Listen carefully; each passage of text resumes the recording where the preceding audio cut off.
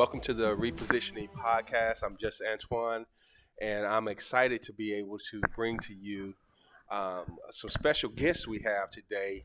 We got Brother Terrence Jackson and MARSHA Jackson, and they are doing some amazing things as a couple.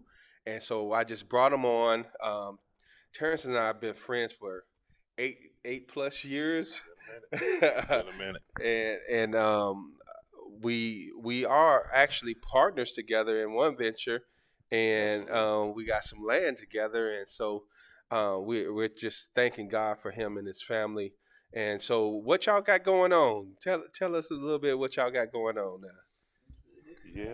Yeah, a little bit of this and that. I mean, some of everything. Like I said, right now, we've been dabbling around in real estate for several years now, and our biggest thing is flipping properties. That's what we do, and so we flipped a nice house, large size house over there, close to kind of where we live, like right around the corner.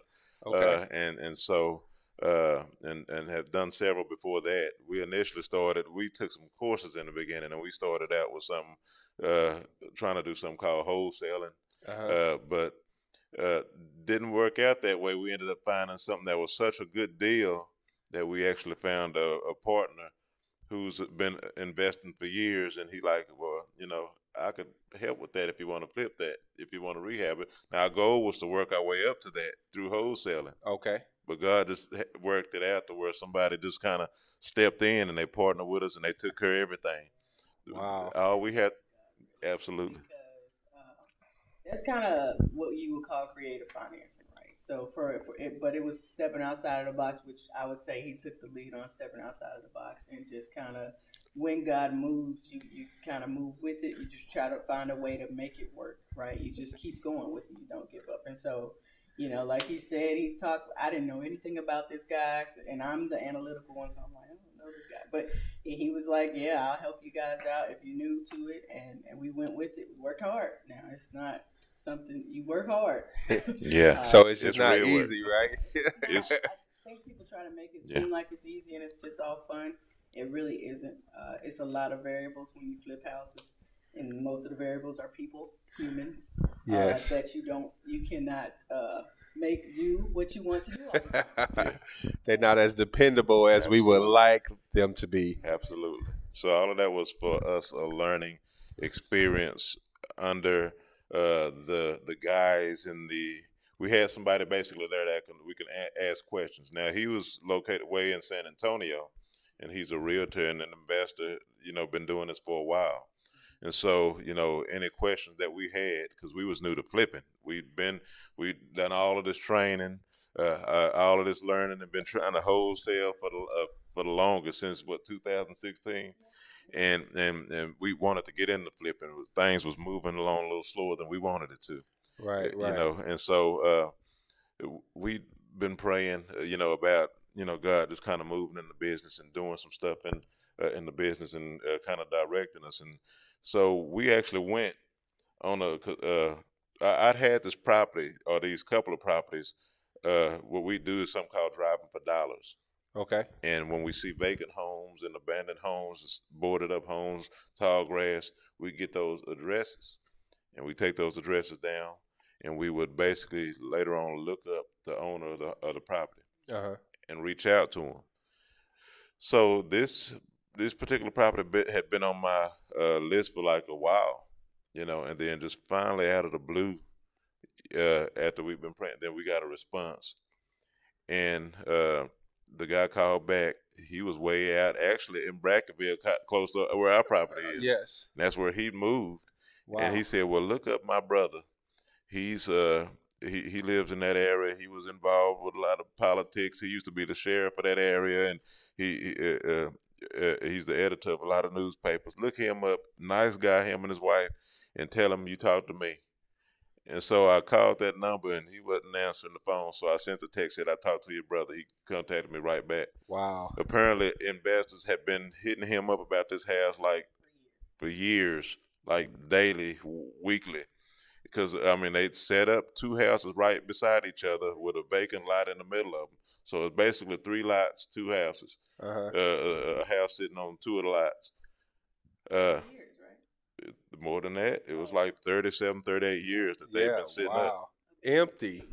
Yes. Wow. So we reached out. I mean, he reached back out to us after we spoke with the brother. He met us out there.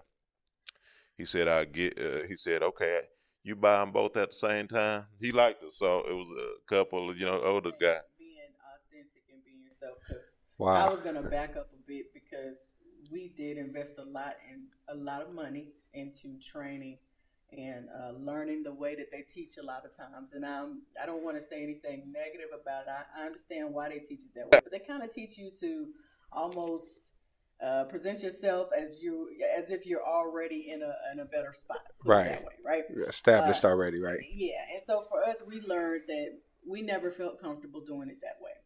And so after a while, we really just were like, look, we're going to pray about this. We're just going to be ourselves. Yes. We're going to be honest about what we need to do.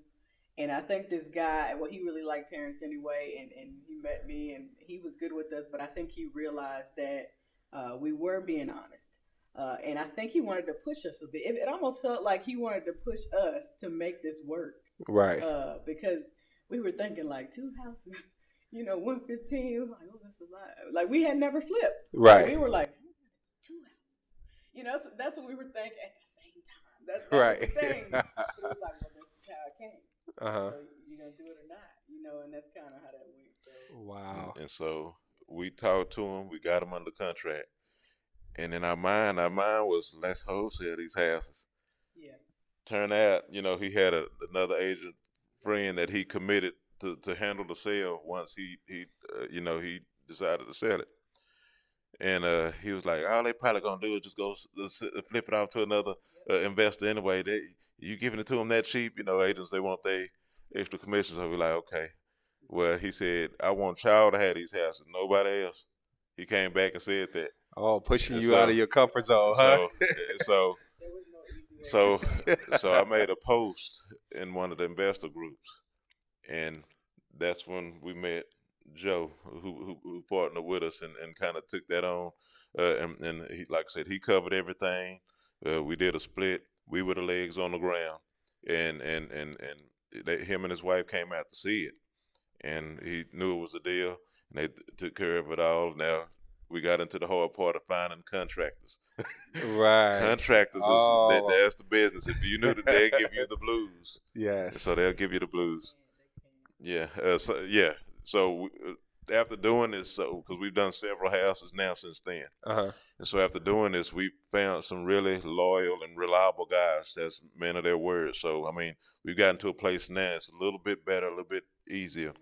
And so, like I said, but we kind of worked our way there, and we went through a lot of people. That's where I had to learn the basis of it. That's where I had to learn to hire and fire. I had to learn to, deal with that kind of stuff.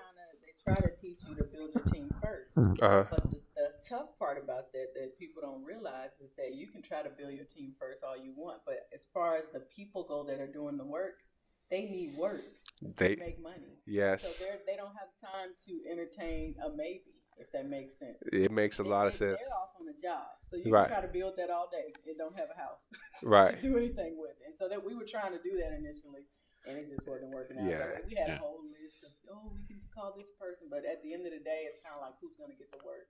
So what we learned is, even in between when you're not actively doing a flip, we actually refer these guys to just, even like you, normal people, right. we refer them to people. So they continue getting work even if it's not on our house. That's good. So then when we are ready, they know, like, well, we've already done work with them. They always refer us. They're usually there for us, the ones that are dependable. And we pay. So that's the thing, because a lot of contractors, it's some people, some investors out there, and, they get mad or they get into it with them and you ain't getting paid.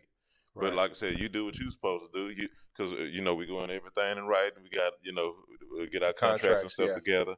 But like I said, so while we were wrapping those houses up and ended up doing that process, we ended up wholesaling another house because we couldn't take on another one. and this guy, he gave us a pretty good deal on his house. He wanted to move, go back to Honduras or somewhere, and he was ready to sell, and that process took forever. So even with that, this is also a business about helping people. Yes. So trying to help him get stuff sold, and they had stuff backed up. He had liens. The title was taking so long doing stuff. I had to jump in and start calling and tracking down the liens and see who these people sold out to and who was who and all of that kind of stuff. And so sitting down with them and kind of helping them work that stuff out. Okay. So just kind of jumping in there and making sure that they have somewhere to go after that. Right. So that we got through that while we were doing those flips, and we wholesaling and flipping at the same time. And when we're about to wrap those up, then we get another huge project that had been on the list for a long time that was in our own neighborhood. We kind of wrapped that one up. This was an agent who didn't want to be bothered with the house. It was his grandmother's house, so it was an emotional thing for him. So people asked him, why you never listed the house or whatever, and so he didn't want to be bothered with it. And same thing, same lingo, just and all of this is favor. Just God giving us favor. Yes, it sounds like it. It sounds like it. Most of this, I didn't have to negotiate a lot of stuff. A lot of people trying to negotiate and get them down as low as possible. Right. And we don't. We've never had to do. We want to be fair, but it has to be a good deal for both of us. Right. Right. And so a win-win situation. Absolutely. And so, but in our case, the number that they come up with in the office is like the perfect number. Yes. You can get them. You can try to get it, but for us, like I said, and I'm trying to operate in integrity and stuff. Then we we know that's gonna work. Ain't no need to me. That's a dang good number. 115 for 2 houses in a lot. And once we flip those 2 houses, we put about 65 in each of them. And we split off the individual lot, sold that to wrap up the remainder of the work. So Joe wouldn't have to keep coming out of pocket. Right. And so one of those, so we sold a lot for 22, something cheap, because you could have sold it for 40, but we needed to make a quick sale. We had somebody that been interested in it. Right. So we turned around. So one of the houses for $169. If you even out what we paid for the lot in each other house between the 3, that would have been like 40-something thousand a piece. Okay. And so basically ended up selling one of the houses for $169, the lot for $22, and the last house over there we sold that for $179. Wow. And so, like I said, it was it built a lot of character in us, but it taught us, how to kind of run and how to manage people, because that wasn't my strong point. That wasn't my strong point. That wasn't something that I really liked to do. Yes, right. So, but I had to learn. We're going to take a quick break, and then we'll come back and hear some more. All right.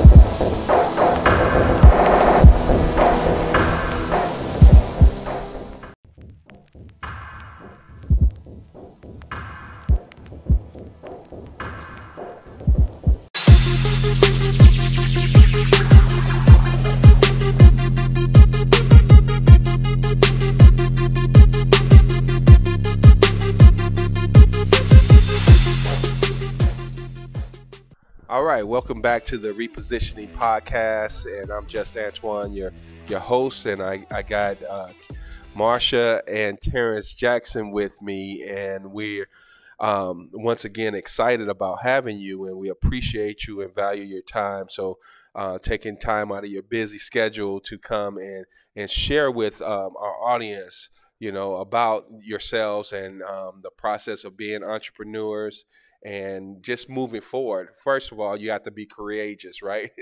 You got to move in spite of fear to really go on and branch out and say, hey, you know what? I want to do something. I want to break the mold. I want to do something different than what I've seen or what I've known about. And so that's always a big challenge. And I know y'all invested a lot of money that you didn't really have, right, to get started. Talk to us a little bit about that initial start. That's a whole journey. But once again, that started off with prayer too. And so he kind of has a better way, I guess, of you prayed about it to see when we were in this class, because it was the same. You go to the seminar and they ask you if you want to, who wants to learn how to, flip houses, and then they give you that number of how much you need to invest first. And, for us, even though people may not think that was the best way to go, because a lot of people think those are scams and stuff like that, we actually, I feel like it was just a learning process. And I feel like God was like, you're going to have the faith to walk through this thing or not. I'm just being honest with you. So even though it might not have, I wouldn't say it completely worked out for us the way we would want it to, because we still have some debt that we're paying on that. But I feel like it was a learning process. It was a faith walk. It was a matter of, can I put myself out there and kind of risk, because I'm new baby, little baby, I didn't even have my second one yet. And it was like, this is money. Right. I got a little one. And so do I want to invest this money? Because that's something you got to pay for, But I think it was worth it. We had a coach. So for us, we look at it like you're not going to get something for nothing. Right. So the coach was another investment that cost money as well. But I still feel like that was important. I feel like it was worth it. We still talk to him till this day. Absolutely. And he taught us a lot. So it's commitment and the risk, right? Yes. The faith, the risk, and the commitment. Yes. Yes. Consistency, I think. Yes.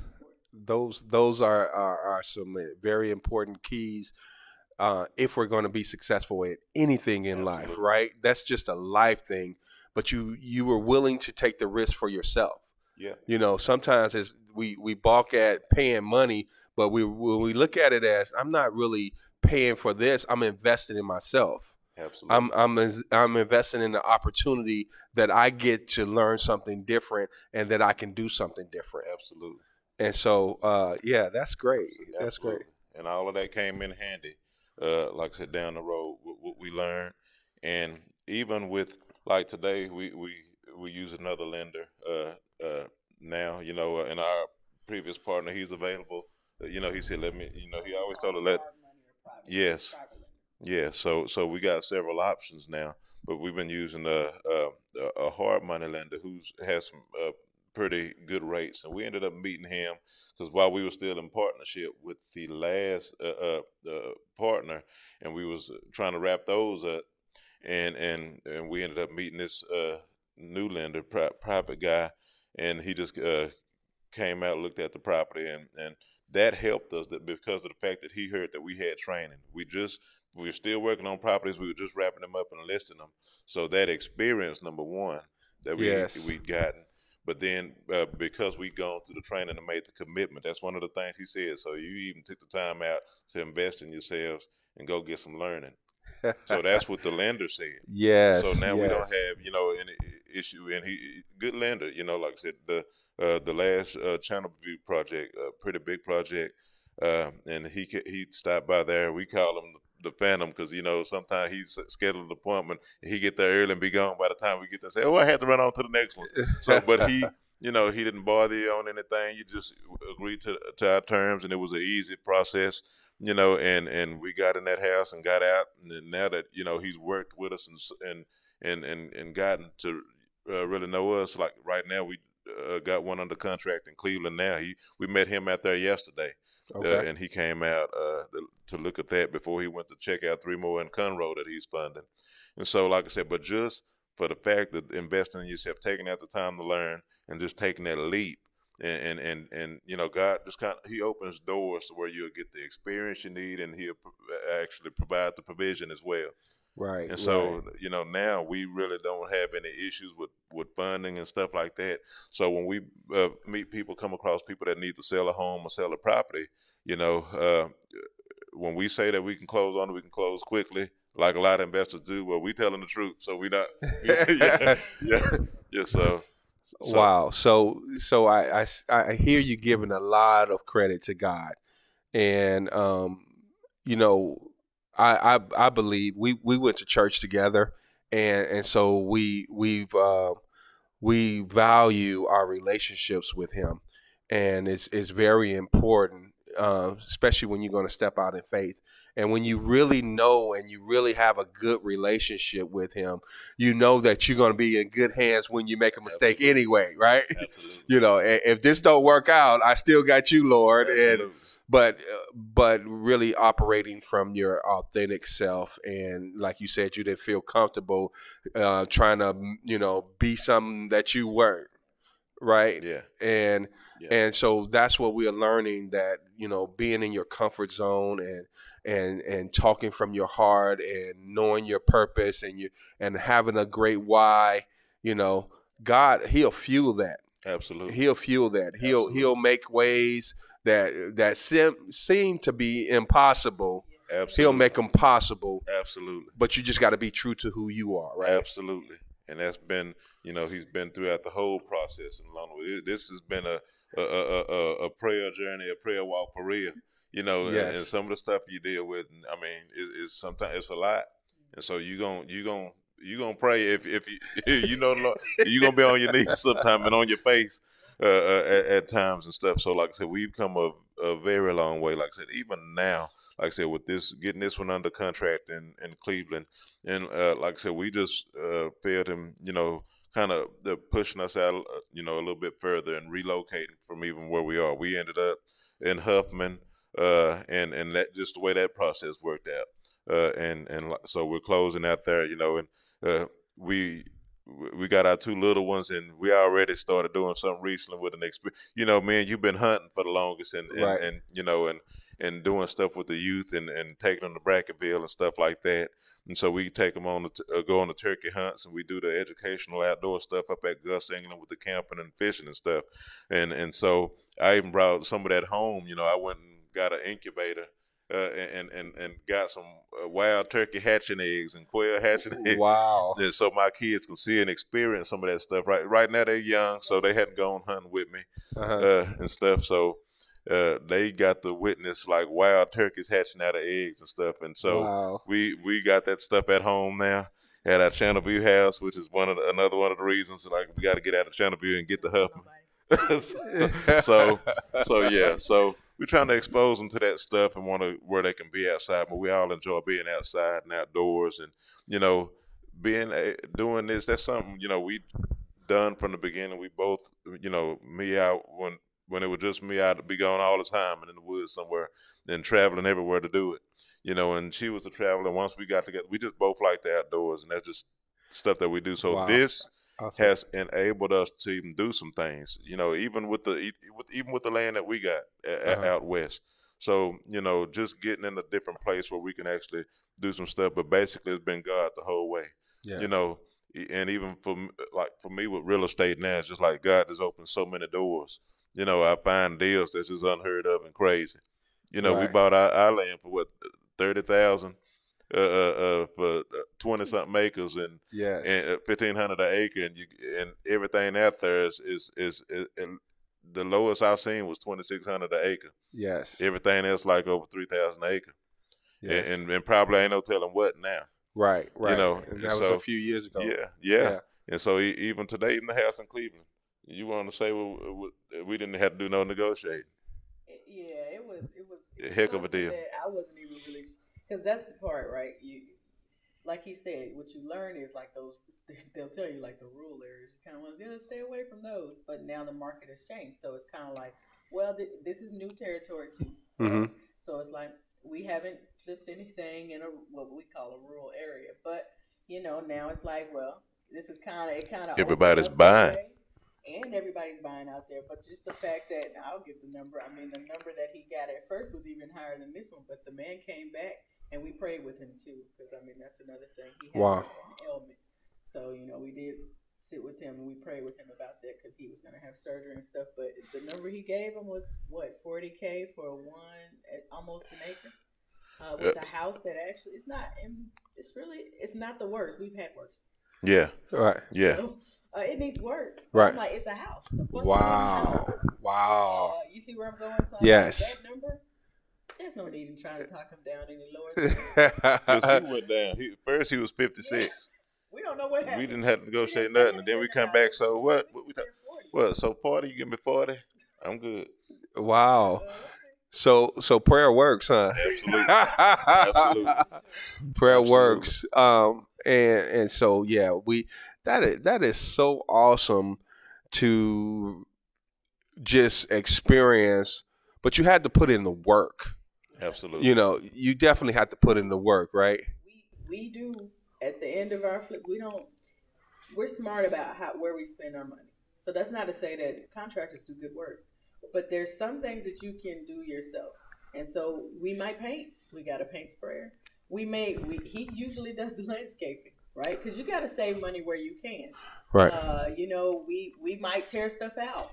I usually paint the baseboards. You know what I mean? Yes. So it's little stuff, and the doors, and stuff like that. We put the doorknobs, little stuff like that you can do yourself. You might do some patches, drywall patches, different things. Yes. To save money. So we try to save money where we can save money. Okay. Awesome. All right. Well, we're gonna take another break real quick, and then we'll wrap everything up. All right. Hi, we want to welcome you to JW's Place, Soul Food and Barbecue.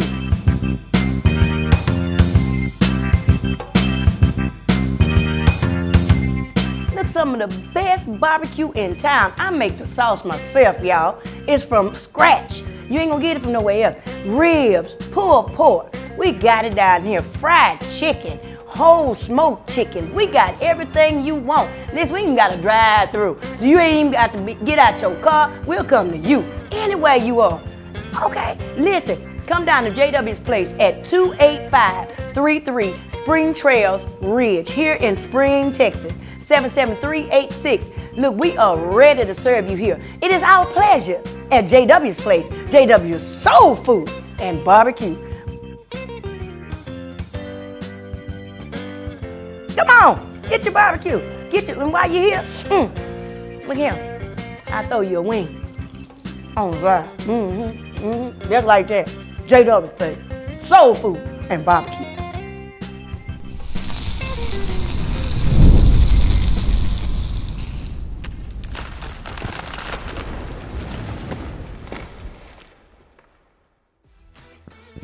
Hey, I'm just Antoine again. We're about to wrap this session up, and we're glad to have the Jacksons with us, talking about what they're doing and how God is moving in their lives. And so with this last section, we like to know where you want to go. What's next for you? And if we can offer any advice or anything like that, we definitely want to do that. So. Well, my thought is, initially it was to kind of own more doors, and that's what they call them, investors, having some properties to own. But since things have kind of changed, in the industry in general, I'm leaning towards building. And that's an area that I don't have a lot of experience in. We don't even know really where to begin.